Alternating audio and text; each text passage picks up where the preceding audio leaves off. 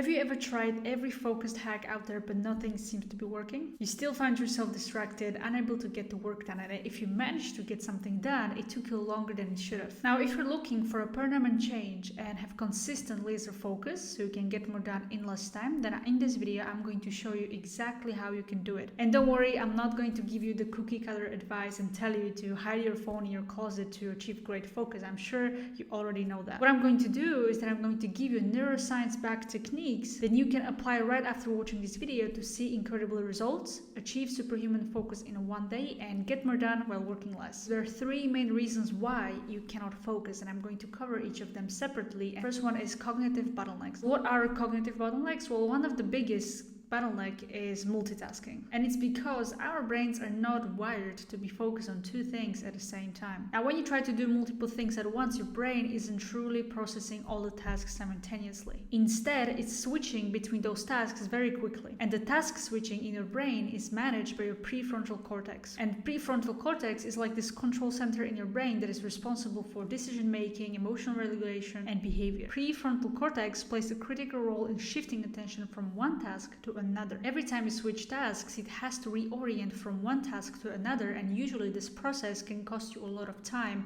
and mental energy. And because of that, research shows that by constant multitasking, by constant task switching, you're actually becoming less and less efficient, which means that you are making more mistakes, more errors, and that can cost you a lot in your business. Not only you make more mistakes and errors, but also it takes you longer time to get something done. Let's say if you have laser focus, the task could be easily done within 30 minutes, but since you are multitasking and task switching, the task for completion takes you 2 hours. So that was the first reason why you cannot focus. Now the second reason is that you have conflicting goals. Okay, so what are conflicting goals? Well, when you are not sure which goal you should be a priority for you, or you have two or more goals that are at odds with one another, you won't be able to focus. And because of that, your ACC, which stands for anterior cingulate cortex, is now hyperactive. And this is very unfortunate because ACC is responsible for decision making, for behavior, for motivation, learning, assessing pros and cons in everything that you do, and monitoring for conflicts and for errors. And when it becomes hyperactive, it can lower our ability to focus on one goal at a time. It can lead to these two things, which is over monitoring, which is kind of like analysis paralysis, where you second guess everything and you become stuck on minor details, and instead of moving forward, you either stop taking action or you move backwards. And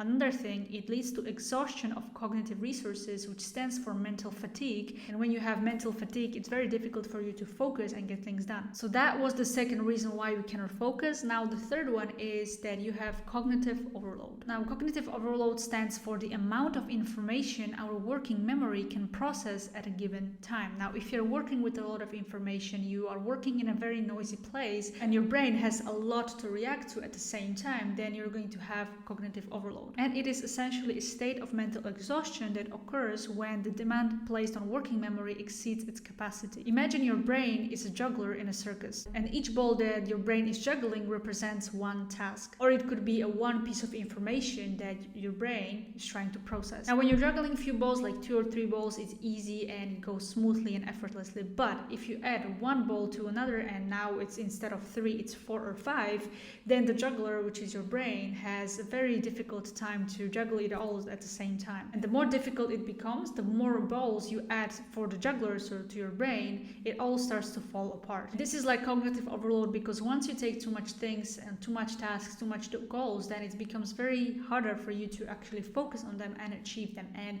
once your brain is overwhelmed, once your brain sees things very complex, it will do what it does naturally, which is tries to keep you safe and tries to go for the easiest route out there. So that means you're going to close off and you're not going to get those things done, and focusing will be very difficult. So just like the juggler has its limits, so does your brain. So just for you to remember, your brain is like an inbox, and once it receives many messages, the more messages it receives in their inbox, the harder it is for your brain to sort it out and to find out what information, what task, what goal is the most important one because it's just too much. This sorting process of deciding what is important and what is not important is happening in your prefrontal cortex. When there are two messages and two things to sort out, then your prefrontal cortex won't be able to decide what's important and what's not. Just like a computer slows down when it has too many programs open, your brain processes information more slowly under cognitive overload, and this makes it hard to focus on one task very well and get it done. Okay, so now you know those three main reasons why you are struggling to focus. Now let's talk about what you can do about it. So the solution number one for multitasking or for cognitive bottlenecks is single tasking. So focus on one task until completion, have one browser open with one tab, and also have 100% clarity on what is it that you have to work on in that period of time. Then you can scan your environment to see if there are any distractions out there, and if there's anything external distracting you, you want to get rid of it, and if there is anything in your computer, then you want to use some website blockers to make sure that you are not switching between tasks. The biggest thing that will have the biggest impact is to change your neuroplasticity. Now, neuroplasticity is the brain's ability to change and adapt it due to experience. So it allows you to recognize similar patterns as well as form new ones. And what you want to do, you want to essentially rewire your brain for new behavior. So you stop multitasking and you prioritize single tasking. And in order for you to do that, you can do everything that I just mentioned, and this will form the new pathway for neuroplasticity to form a new habit of single tasking instead of multitasking. But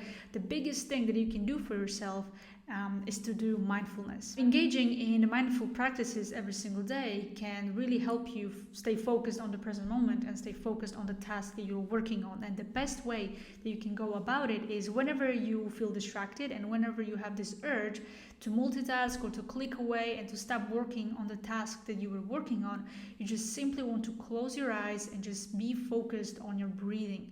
It can be 30 seconds, 60 seconds, 2 minutes, how long you want, but the goal is to just watch your breathing, to focus on your breathing. And by doing that, by staying in that present moment, the urge to multitask and distracting yourself will slowly disappear. And that's exactly what you want to do. And once you feel calm, once you don't have that urge anymore, then you can go back to your work. You can go back to the task that you're working on. Solution number two is to have one goal, one intention. So instead of having 10 goals that you want to achieve this quarter or this year, just pick one, maximum 2 goals that you want to focus on for the next 60, 90, 180 days, or even 1 year. The goal here is that less is better, because few goals reduce the brain's ACC burden. They light up the prefrontal cortex so you can have more insights and aspirations, boost your learning as well as memory, which is happening in your hippocampus, and also produce neurotransmitters like serotonin and dopamine, as well as hormones like oxytocin and others, which will help you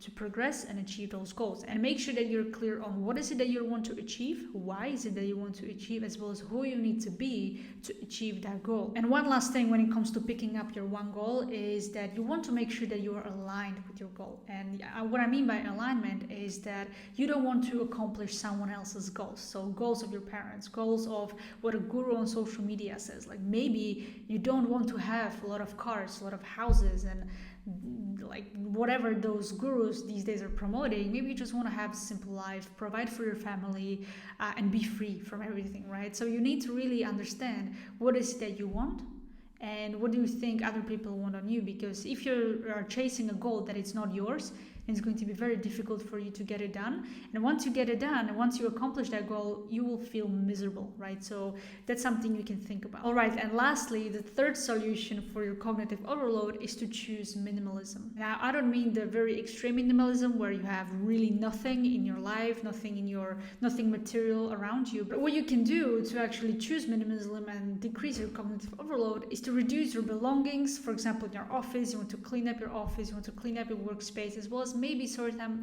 some things out in your personal life, because it's not about living with next to nothing, but more about finding the personal balance, whether it's burning unnecessary possessions or simply becoming more mindful of what we choose to keep. So the goal is to align yourself with the external environment and really living by the principle of less is more, and also doing less but better, right? So this applies to business and business strategies and things like that, right? You want to focus on doing less of the tasks, but better, instead of doing a lot of tasks, but very mediocre. You can start by cleaning up your workspace, making sure that where you're working is very enjoyable for you and you have a really good time, you can focus well, and also you want to clean up your desktop and make sure that it's very minimal and there's no clutter. So yeah, that's everything for today's video. If you liked it, hit the thumbs up, subscribe for more content. If you have any questions, you can let me know in the comments below, or you can reach me directly on Instagram. The link is in the description. And if you'd like to have my one-on-one help, you can book a free consultation, which is down below. A couple spots are open where we'll just really discuss